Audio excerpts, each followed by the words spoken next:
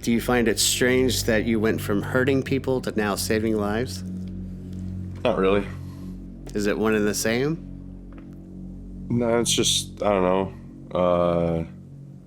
It's just a job. Yeah.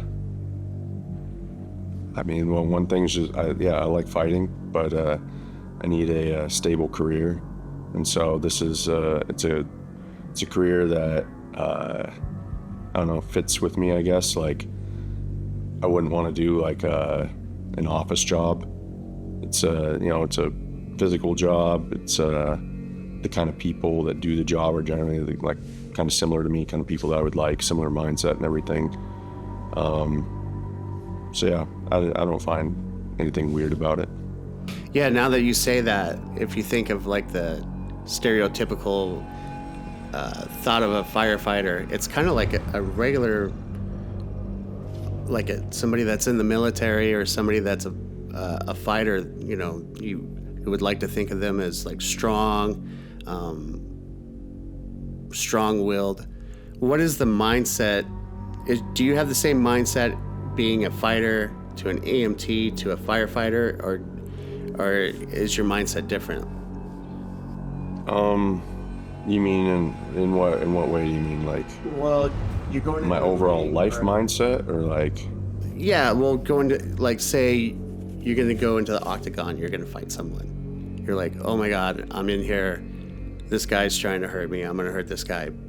And then you're going into, say, possibly a burning building or something. Is your thought process of like your workouts and your diet the same? Or does the job make you think differently of like how to approach your fitness and everything?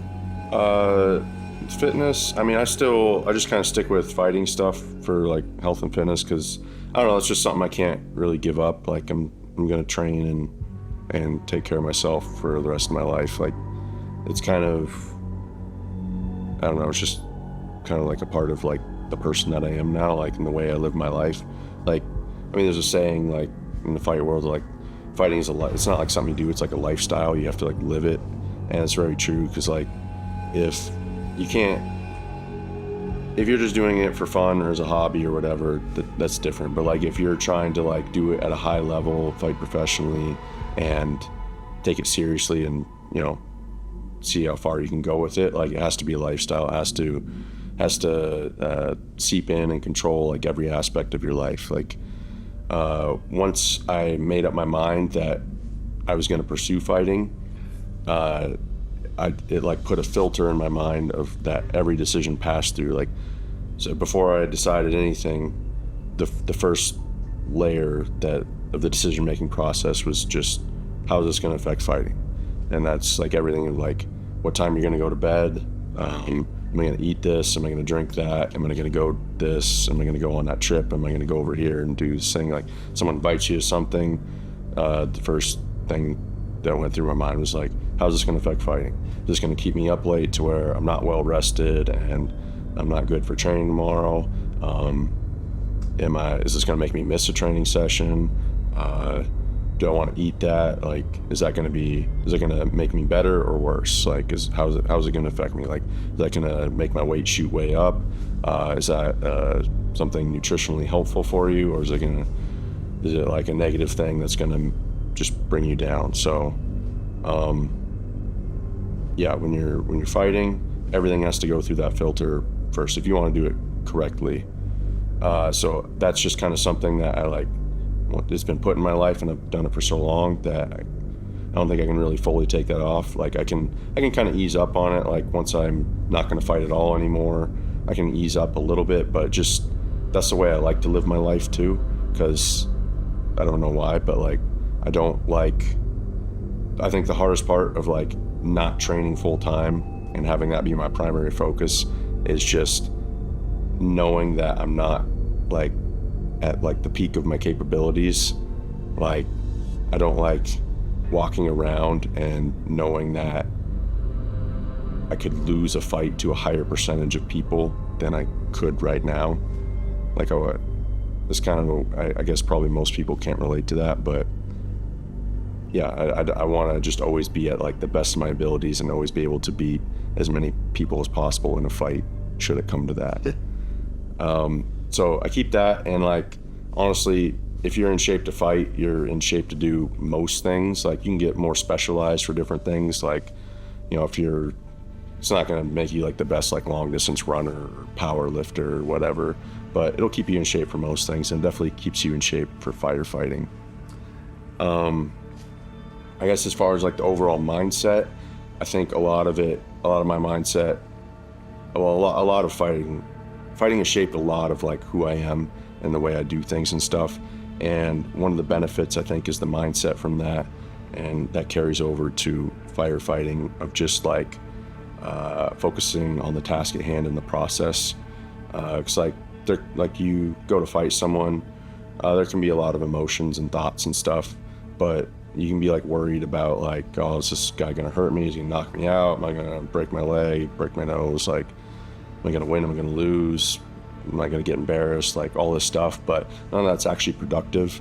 And so you have to, I mean, I'm not saying I'm perfect at it or anything, but as best I can, you just kind of shove those thoughts out of your head, because they aren't benefiting you in any way. Like, if I'm fighting you and I'm worried about like the people watching me, or worried about if I'm going to get hurt, it's just not helping me. It's just a distraction, and it's keeping me from the task at hand, where I should just be focused on the fight, and like, you know, what are you doing? What am I trying to do here? Like, you know, gauging the range or movement, or reading your patterns, or using my patterns to set you up, or whatever.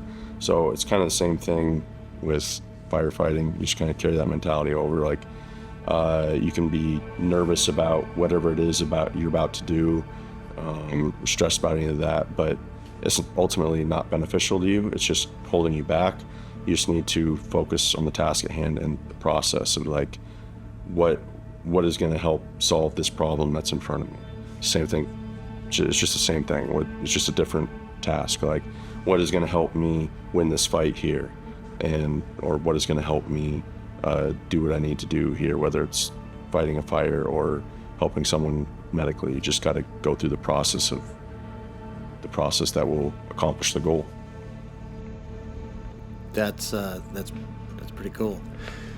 What, being a fighter and an athlete pretty much your whole life, what do you find to be the best diet? And I mean, if you're going to give advice to someone, say like me, who isn't a pro fighter, who's just someone who likes to exercise and move around, what's the best type of diet that you found to help you achieve your optimum energy and exertion? Well, I'm not a nutritionist. There's plenty of people who have way more in-depth insight to this. Like, I've obviously learned a little bit about it over the years, and like, my diet was pretty bad before I started fighting. I used to have, it was really fun and I enjoyed it a lot, but my mentality around food, not knowing anything about it at the time before I got into fighting, was just, I'll just eat whatever I want and as much of it as I want, and I will, through that, get all the nutrition that I need, and then all the junk I will just burn off through exercise. It's not a great way to do things at all. Don't recommend it, but it was really, really fun. I could just eat bowls and bowls of cereal and as many cookies as I wanted, and whatever. I loved it. Definitely not the best, but that was what I did before I got into fighting, and then I had to really start like caring about it. And like, looking back, when I was doing that, I can definitely see now that it was holding me back. I remember there were sometimes I'd get into like a basketball game and I'd just be tired and I didn't know why. And looking back, I'm like, it's probably my diet and nutrition. So yeah, I don't know the most about it, but I know some. And just for like, just kind of a broad concept to apply is just to eat real food, just eat actual food. Like, if it wasn't alive at some point, just don't eat it. So eat like meat and fruits and vegetables and just things that were living at one point.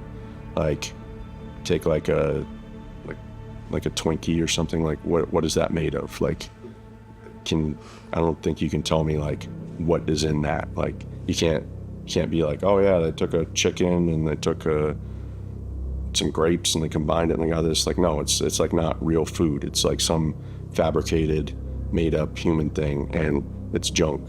There's like there's a, I don't know, not saying or whatever, but they say like you should like you should stay on the outside of the grocery store. Don't go to the inner aisles.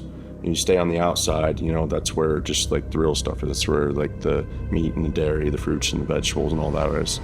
So it's kind of a good concept, but overall just eat real food, eat like organic food, don't involve chemicals in it.